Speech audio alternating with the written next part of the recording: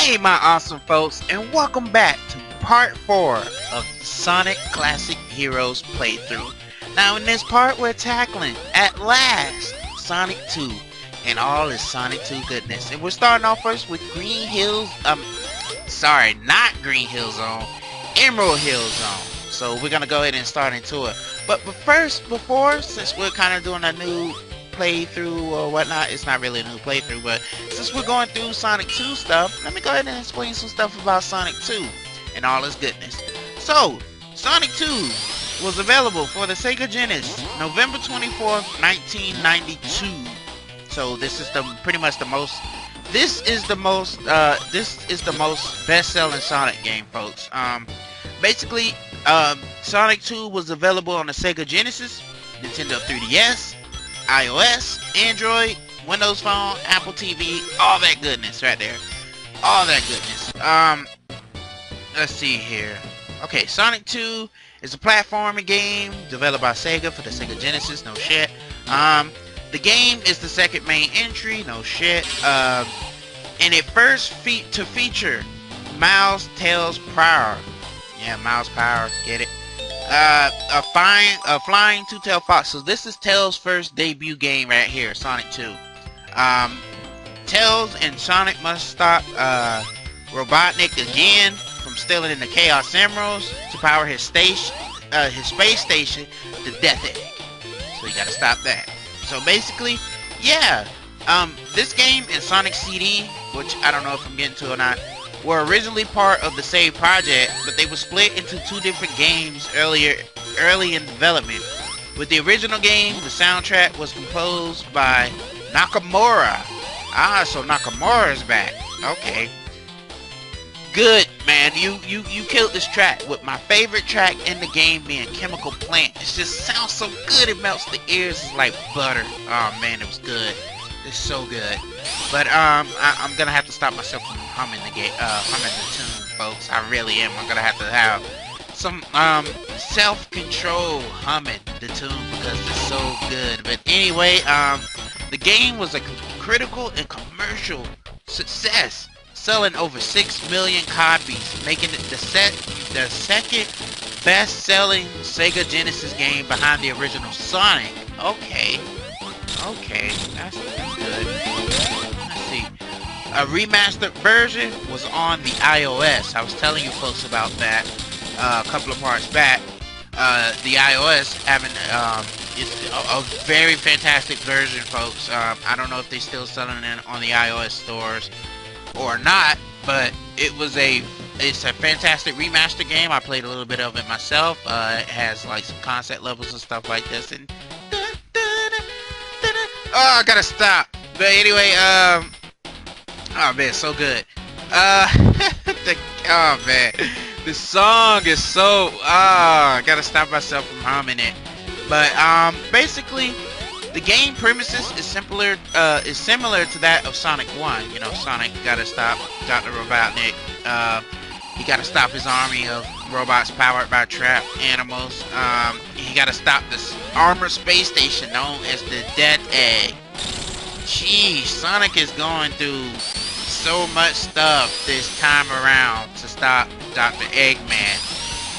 You have to battle a robotic imposter who you'll see in the coming up parts. And you have to defeat the giant mech piloted by Eggman himself, Dr. Robotnik. So you'll be able to see what that monstrosity looks like as we get closer to, you know, finishing the game here. So I hope you folks look forward to seeing that. If you collect all the emeralds, you get not Super Saiyan Sonic. Basically, it's just Sonic with his spikes spiked up, and he's all yellow, making him look like a Super Saiyan Hedgehog form.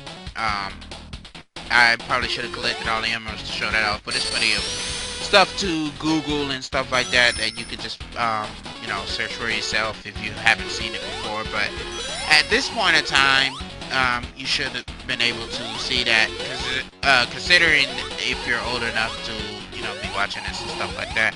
You probably know what I'm talking about anyway. So let's go ahead and get into some more facts and stuff like this. This version, had a 8-bit version, like the Sonic 1 part. It was available for the Sega Master Gear system and the Game Gear. So basically, it's although it's got the same name, it has different level designs and a different plot. And it don't have the spin dash, which was pretty much odd. But yeah, a remastered mobile port was ported to Android and Windows devices on December 12th, 2013, which makes it pretty much good. Christian Taxman Whitehead. That's a weird name, but I believe this is the guy who's working on Sonic Mania as well, so props to you, dude. And Simmons Stealth, Timothy or Tommy, whatever. Sorry if I'm butchering your name, dude, if you're listening to this in the first place. They remastered the Sonic the Hedgehog CD, but with this version, since they remastered Sonic 2 on the Android device and iOS and stuff, Knuckles was it has widescreen. This version of the game adds several enhancements such as widescreen graphics, Knuckles as a playable character, time and bonus attack modes, online multiplayer, additional multiplayer stages, and the previously unreleased Hidden Palace Zone. And Tails has his abilities from Sonic 3, folks. Jeez. And in the post-credit scenes show the Death Egg crashing on Angel Island. That is the definitive version, folks. Jeez. Why didn't they port that to other stuff like a re-release of Sonic 2, maybe the Sonic 3? They need to bring that all in a complete package, folks. Okay, let me give you an example. What if they, I'm speaking now, it could even be on the PlayStation 4, if they gave a compilation package created by Taxman and Stealth. Just give us, because I know they had to do Sonic 1. I just confirmed they did Sonic CD. And Sonic 2, bring that on in a complete package. And if they can, I know they haven't done a Sonic 3 yet, at the time of this recording anyway, even though many people want that. I don't think they did a Sonic 3 remastered edition, but if you bring those games together, I'm pretty sure, and like you put it on the PSN store or the Xbox One store, or I don't know what Xbox. I never had an Xbox 360 or what. I don't know how the account system works, but if they put it on their stores or those consoles, then man, I think that thing could probably sell like butter, folks. I really believe it will. If you're putting all those three together in a nice package, and you're putting it in an online store, with those re-release stuff, I think it'll sell pretty well. Widescreen and all that stuff. I think people will actually eat that up like butter. I think people will actually be interested in buying it. I know I probably would. That's put it on their store for a reasonable price. I don't think it should be more than $20. So that's just me speaking from. It should be. That's just me speaking. So anyway, I'm looking up some information about because I kind of want to know what he does. Taxman, he's an independent video game programmer. He's from Australia. Wow. Okay. Yeah. So he's been pretty much just doing fan games based on Sonic the Hedgehog. Props to that guy. Bringing his love for the series into life. Basically, he's been working on Sonic the Hedgehog CD port, as I mentioned before. The first Sonic the Hedgehog, Sonic 2, and Sonic Mania. And what I just found out by reading this article here, that he's doing Freedom Planet 2, which a bunch of people are actually looking forward to. I don't have any opinion about that game because I haven't played the first Freedom Planet. But from what I've been looking at, other people playing and stuff, that's a game I could definitely get into because it's like a spiritual successor of Sonic. even though Sonic the main series aren't dead yet. But man, I should give Sonic more credit, especially since Mania is coming out, and people with Mania and Sonic Forces, 2 Sonic games coming out this year, is giving hope to Sonic, because Sonic last game was, come on folks, Sonic last game was Sonic Boom Chronicles. And by the Sonic Boom Chronicles, you know what I mean, folks. Sonic Boom, Rise of Lyric, Sonic Boom, Shadow Crystals, Sonic Boom, Fire and Ice. You know, which I only played one of those games, which was Shadow Crystal, and I immediately returned it back. I did not like the game, folks. I mean, it's the less worst of the 2. It's actually better than Rise of Lyric. For what I've seen in Rise of Lyric, it does not look like a fun game at all, folks. And I don't think Sonic Team had any part of that development. I think it was an American thing, and I don't know. They just messed up.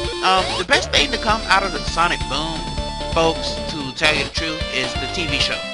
I heard the TV show is still doing good. It's getting the necessary ratings that it needs, and you know, kudos to the show for, you know, keeping the spirit alive in Sonic, you know. Even though I've seen a couple of episodes myself, haven't really seen all of it, but, you know, I've seen enough to where I say, hey, this is a pretty good show. I haven't seen any of season 2 at all.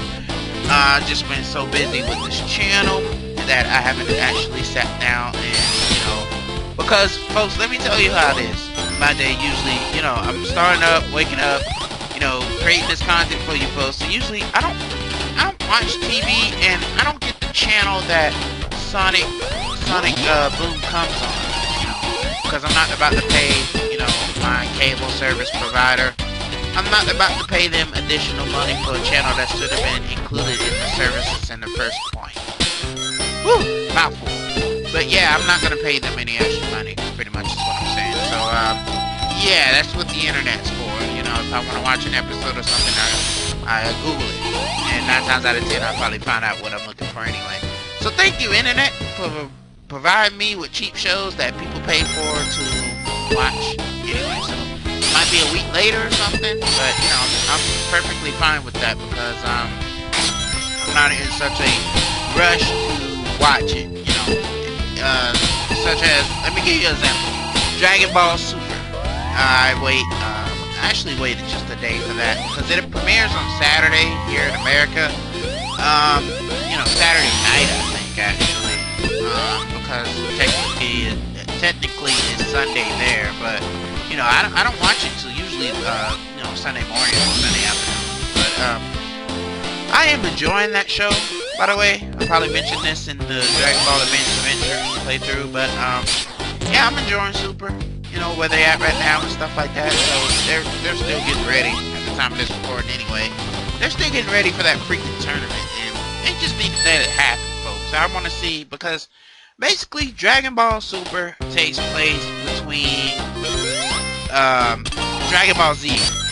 You know, it takes place between that time gap, that 10-year time gap, you know, and the end of Majin Buu. You know, when they meet you know, Kid Majin Buu, you know, Majin Buu, the MC Hammer Man. But anyway, yeah, I'm gonna need to get a drink of water after this because my throat is dry. But yeah, Freedom Planet looks like a pretty good game. I'm looking at it right now, actually. Yeah, it looks pretty good. From the gameplay and the screenshots that I'm looking through. Yeah, I'm definitely want to get into that. What system was it developed for? Oh, okay, March 21st, it had a re-release for the PlayStation 4. Is that right? Oh, okay, cause it made it first appearance on the because Steam gets it, you know. Let's see, the Wii U got it October 1st, 2015. Okay, so that makes sense. But yeah, Freedom Planet begun, you know, developed as a Sonic fan game, but then it separated itself and created its own kind of thing. You know, kudos to you for doing that. You know, you want to make a profit off your own work, and I you know, I definitely approve of that. So, sheesh, what is wrong with my mouse today? But anyway, yeah, what was I talking about? I absolutely forgot what I was talking about, folks. I think I was going off a tangent and talking about Dragon Ball Z, then the Sonic playthrough, and I should have been talking about Sonic the entire time, folks. So, do want to apologize for that, folks. My mind is just kind of shut down. You know, I'm recording pretty much 4 parts in a row. I usually don't do that. I usually just record like about 2 parts for a day. You know, rest up, come back, record 2 more parts. You know, I kind of do that, but I figured I'd just get some extra stuff out of the way. You know, Sonic 2 is a pretty much easy game, self-explanatory. You know, the bosses are pretty easy. I think this electric shield is just gonna make things easier for me because he has an electric current running at the bottom, and unless I mess this up and run into the bomb like a jackass, like I just freaking did, I think I'm gonna be okay. I don't know, folks. But yeah, you can if one character runs out of the shield, I should have mentioned this. You can switch to the other and use their shield, so that's pretty nice touch. You could do that, switch between characters and take control of their abilities. But anyway, that's gonna do it for this part. So in the next part, we're gonna go to what is it, Hilltop Zone or something like that? I don't know. But until then, folks, see you soon and have a great day.